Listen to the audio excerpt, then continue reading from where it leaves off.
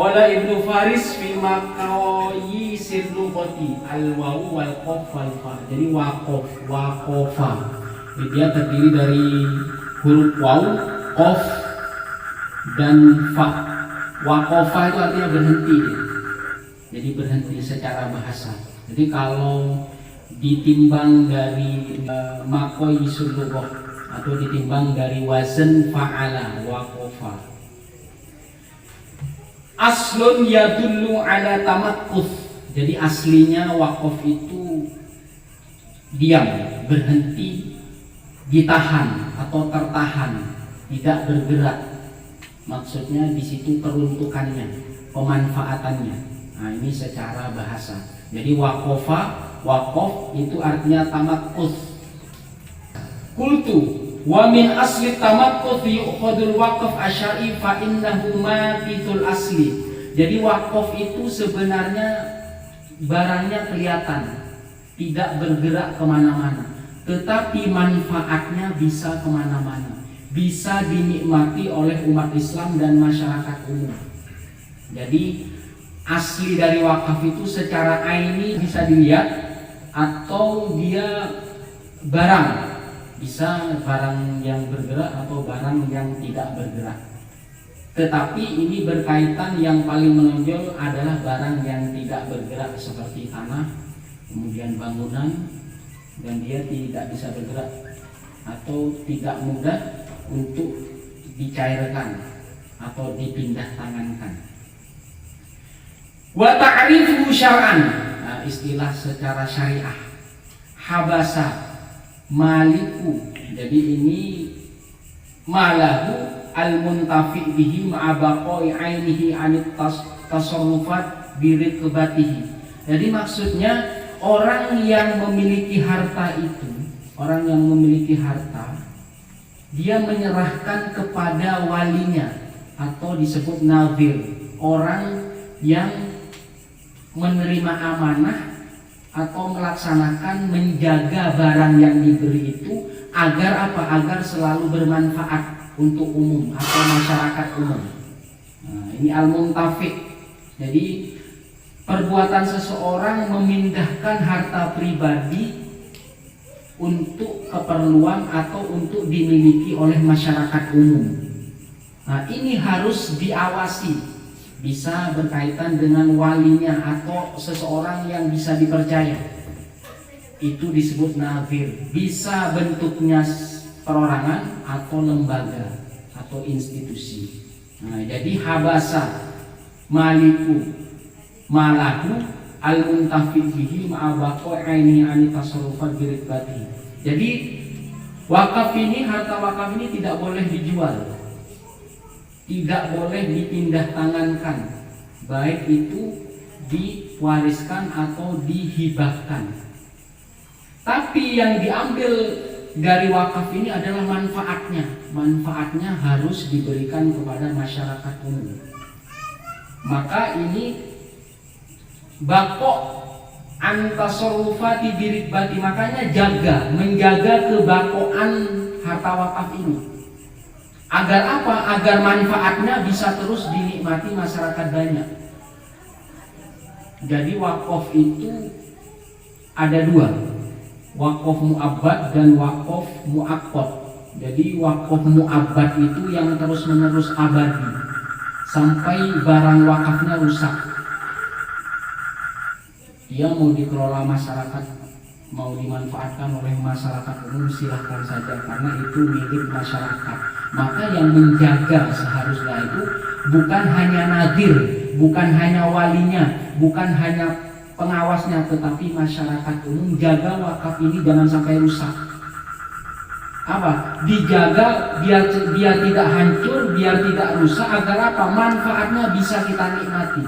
Bukan hanya untuk orang tua saja, bahkan ke keturunan kita, kedua, ketiga, bisa cucu, anak, cucu, cicit, sampai seterusnya. Karena ini abad. Yang satunya adalah wakaf muakkad yang ditentukan waktunya. Nah, ini hak guna namanya. Nah, kalau hak guna bisa jadi masih dimiliki orang yang punya harta sebelumnya. Tetapi dalam perawatan pelaksanaannya jangan diserahkan kepada masyarakat umum, harus orang yang memiliki. Ya, jadi kalau wakaf yang muakkad atau yang ditentukan waktunya itu bisa dikatakan hak guna. Berarti kalau misalkan ada sebidang tanah saja, kemudian itu mau dibikin apa, masjid atau bangunan, usahakan yang membangun itu pemiliknya, bukan masyarakat. Masyarakat hanya menikmati manfaat itu, kecuali wakaf mu'abbad yang terus menerus.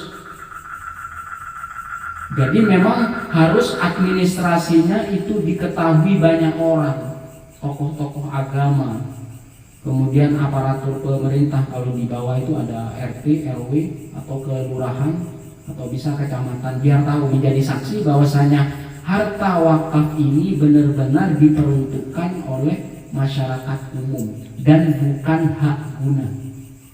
Kalau hanya sekedar hak guna, kalau misalkan ada orang yang mewakafkan tanah saja, kemudian yang membangun bangunannya sampai bagus itu masyarakat, ketika yang memberi wakaf itu meninggal, kemudian masyarakat yang tua-tua sudah meninggal berganti kepada putra-putrinya, maka dikhawatirkan bisa menjadi sengketa.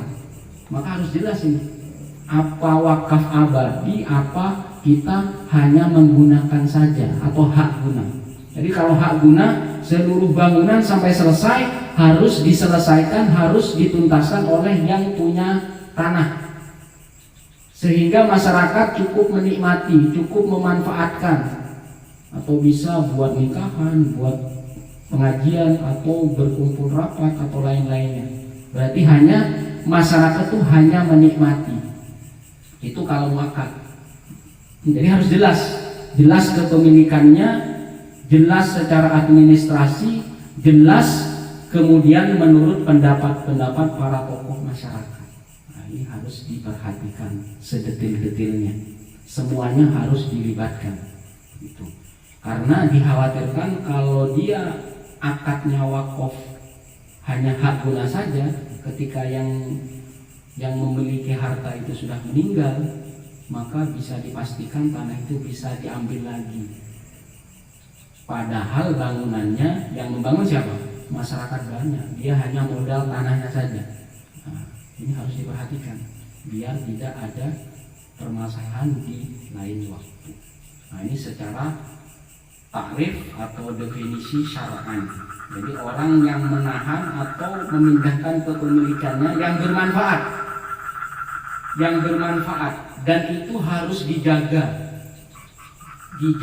harta wakafnya.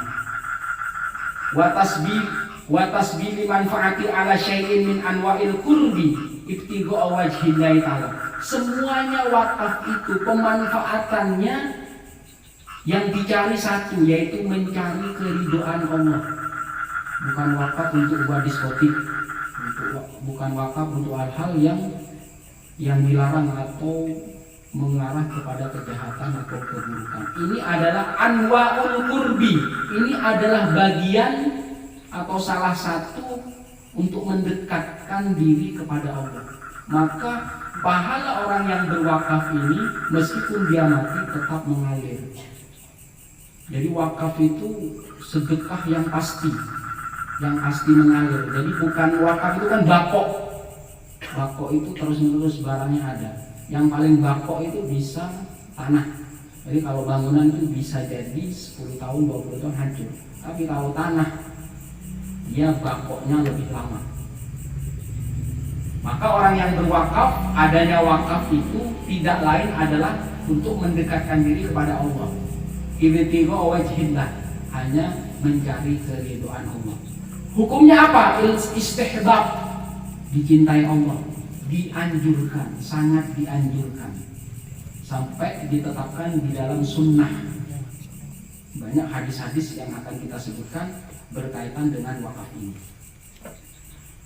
Minha hadithu Abi Hurairah anna Nabi sallallahu alaihi wasallam qala idza mata ibnu Adam inqata 'amalu illa min thalathin. Salah satunya, jadi ketika Bani Adam itu meninggal, maka semua amal terputus kecuali yang kita bahas ini adalah berkaitan dengan wakaf, yaitu sodakoh jariyah.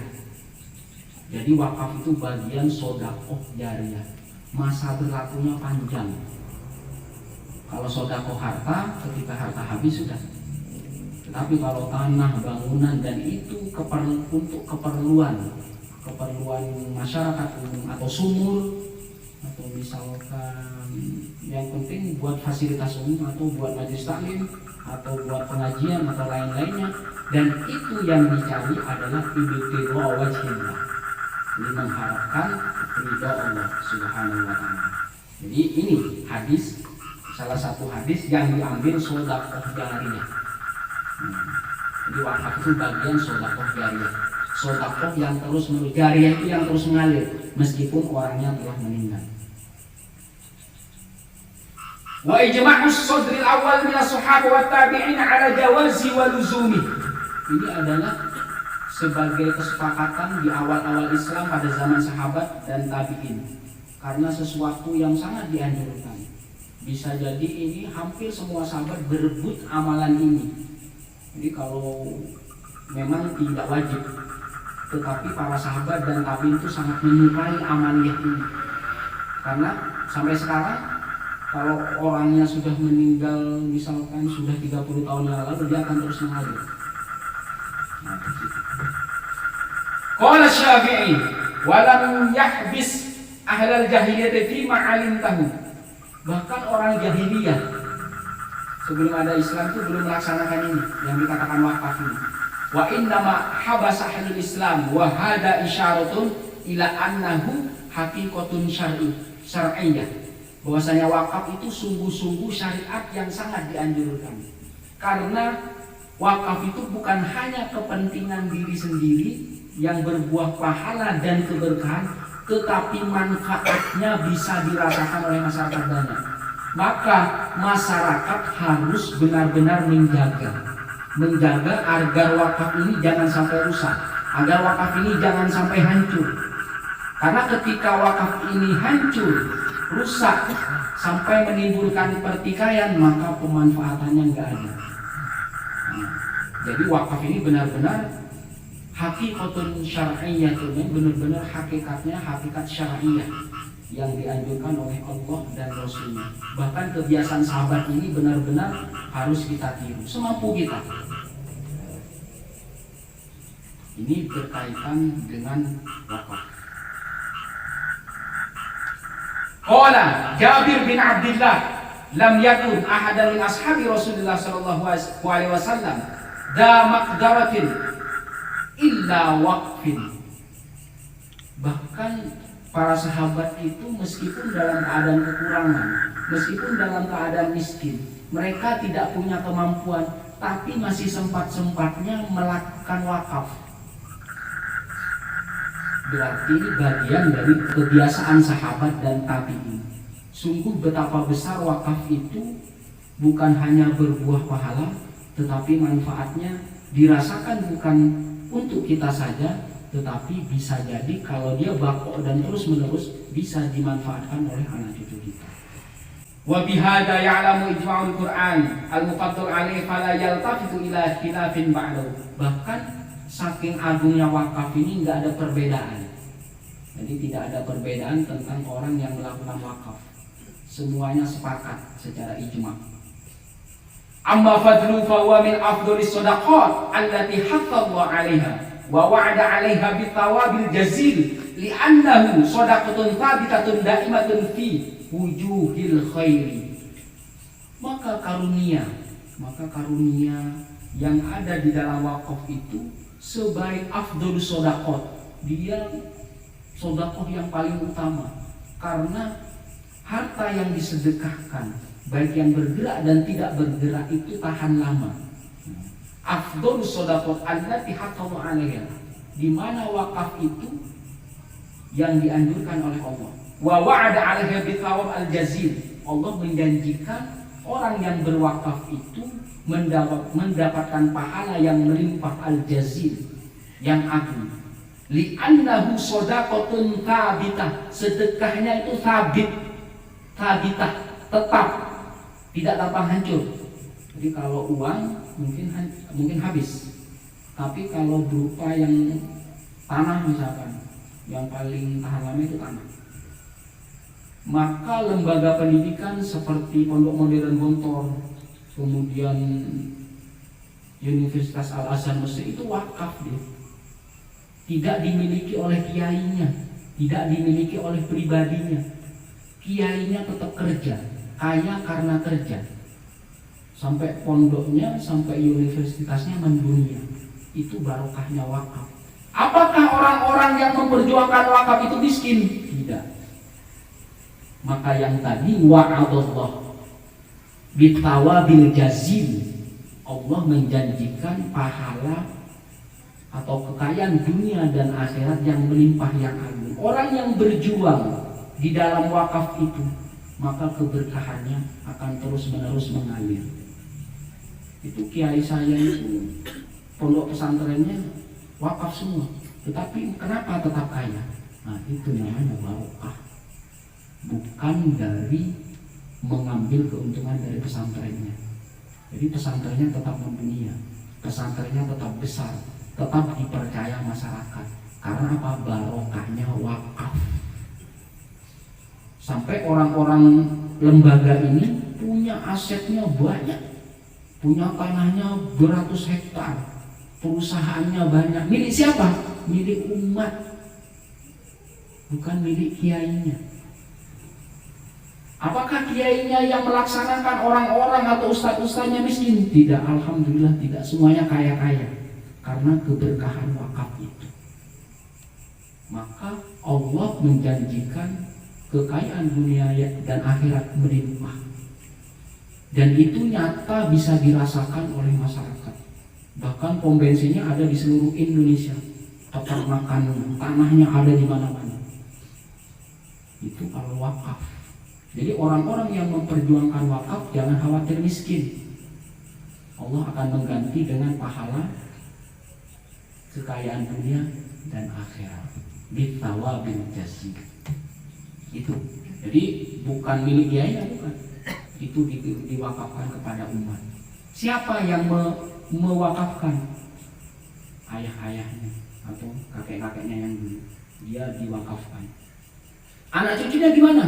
Sebagai pelaksana saja, memastikan wakaf itu bisa bermanfaat untuk masyarakat ini, tetapi tidak boleh dimiliki, hanya sebatas pelaksana saja. Nah, itu secara lembaga pendidikan. Bagaimana kalau ada di kampung kita? Maka masyarakat ikut mengawasi.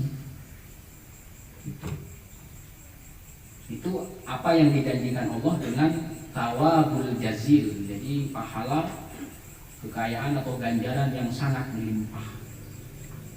Daimah fi wujuhil khair, jadi terus menerus dalam kebaikan, baik kebaikan dunia dan kebaikan akhirat.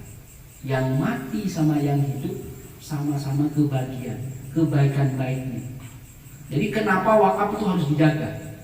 Harus benar-benar dipastikan sampai Kiai Imam Zarkasi itu ayahnya Kiai Haji Syukri, dia sampai mewasiatkan bahwasanya pondok pesantren ini jaga manfaatnya, jangan dimiliki, karena maslahatnya itu bukan hanya dinikmati orang yang hidup, bahkan menjadi sedekah jariyah, pahala yang terus-menerus mengalir. Nah, itu. Wa qad farada fi fadlihi athar khosoh li hadithi Umar wa Khalid. Ini berkaitan dengan apa yang kita bahas selanjutnya dengan hadis Umar, berkaitan dengan Sayyidina Umar.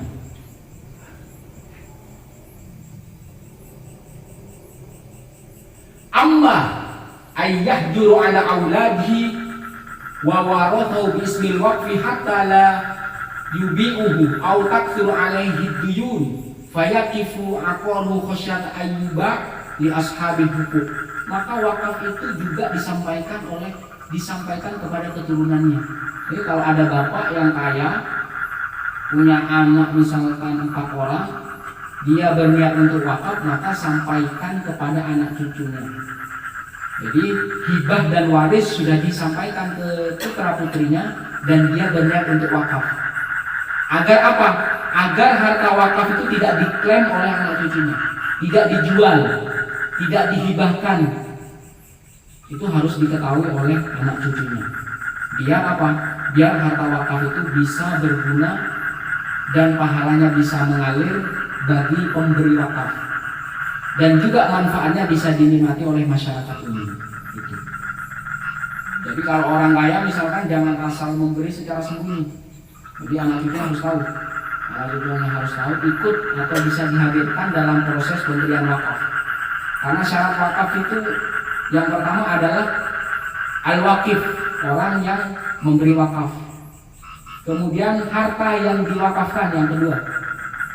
Kemudian yang ketiga adalah orang, perorangan atau lembaga yang diserahkan untuk mengelola wakaf, bukan dimiliki. Kemudian yang keempat sigoh. Sigoh itu seperti ijab kabul. Bahwasanya orang yang mewakafkan ini mewakafkan harta atau tanah atau barang bergerak atau tidak bergerak untuk kepentingan ini, untuk kepentingan itu harus jelas sigohnya. Maka ini harus disaksikan oleh perangkat pemerintah atau tokoh masyarakat, harus jelas. Jadi keturunannya harus tahu. Jadi kalau keturunannya tidak tahu, bisa jadi apa? Jadi rebutan. Bisa jadi disangkanya bukan harta wakaf, disangkanya harta warisan. Maka harus jelas. Jadi harus jelas, harus disampaikan kepada putrinya. Syukur misalkan ketika terjadi proses wakaf harus dihadirkan semua putra putrinya. Jadi ketika sudah meninggal dia tenang, sudah tidak ada sengketa, tinggal panen pahala.